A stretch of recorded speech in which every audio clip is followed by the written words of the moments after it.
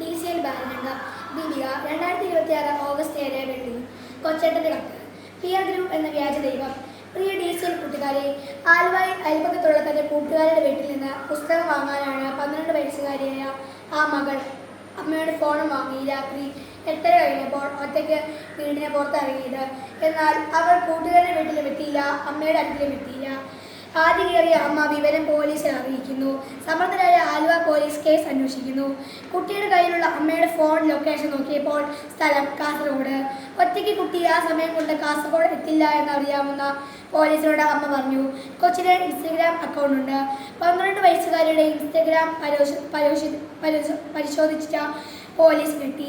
ചെറായി ബീച്ചിൽ ഐസ്ക്രീം കച്ചവടം നടത്തുന്ന 26 വയസ്സുള്ള കൊല്ലം കാരനുമായി 12 വയസ്സുകാരുടെ ചാറ്റിംഗ് കണ്ട് പോലീസിന് പോലും അന്തം വിട്ടു. ജാഗ്രതയോടെ കുട്ടിയെ കണ്ടെത്താൻ ആലുവ പോലീസ് സ്വന്തം വാഹനത്തിൽ യാത്ര ആരംഭിച്ചു. ആലുവ, കാസർഗോഡ്, മംഗലാപുരം, ഗോവ വഴി മുംബൈയിലെ ധാരാവി, അവിടെ നിന്നും ഡൽഹിയിൽ പോകുന്ന വഴി പൂനെ റെയിൽവേ സ്റ്റേഷനിൽ വെച്ച് കൊച്ചിനെയും ബെസ്റ്റിയെയും പോലീസ് പൊക്കി. കൊച്ചിനെ ഇൻസ്റ്റയിലെ ബെസ്റ്റിക്ക് പോക്സോ കേസിൽ അറസ്റ്റും റിമാൻഡും. ബാലധർമ്മയുടെ സുരക്ഷിതതയെപ്പറ്റി സുബോധത്തോടെ ചിന്തിക്കുന്ന പല വിദേശ രാജ്യങ്ങളും 16 വയസ്സിൽ താഴെയുള്ള കുട്ടികൾക്ക് സോഷ്യൽ മീഡിയ നിരോധിച്ചിരിക്കുന്നു.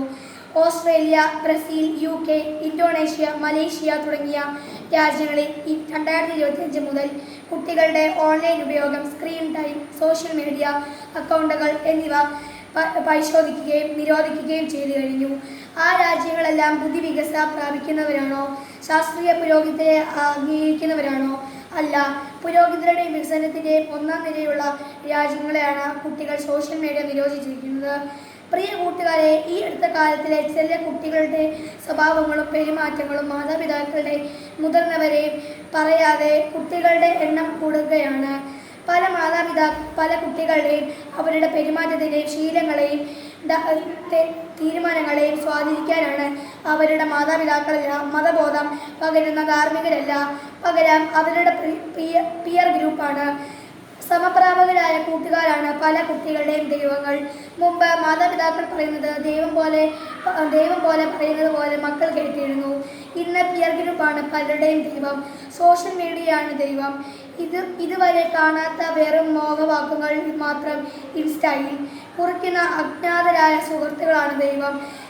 മക്കളെ കൺമുന്നിൽ കാണുന്ന മാതാപിതാക്കളെയും സഹോദരങ്ങളെയും ഗുരുഭക്തരെയും അവഗണിച്ചിട്ട് മറിഞ്ഞിരിക്കുന്ന വ്യാജ സ്നേഹിതരെ വിശ്വസിച്ചാൽ മക്കൾ വഴിതെറ്റുമെന്ന് തീർച്ച. ചെറുപ്പം തന്നെയാണ് മക്കളെ. ചെറുപ്പം ഒരിക്കലും വലിപ്പമാകില്ല. മാതാപിതാക്കൾ നിങ്ങൾ ആഗ്രഹിക്കുന്ന പോലെ വളർത്തണോ, അതോ നിങ്ങൾ നന്മയ്ക്കായി വളർത്തണോ? അവരുടെ ജീവിത പാഠങ്ങളിൽ ഒരു വിലയുമില്ലേ?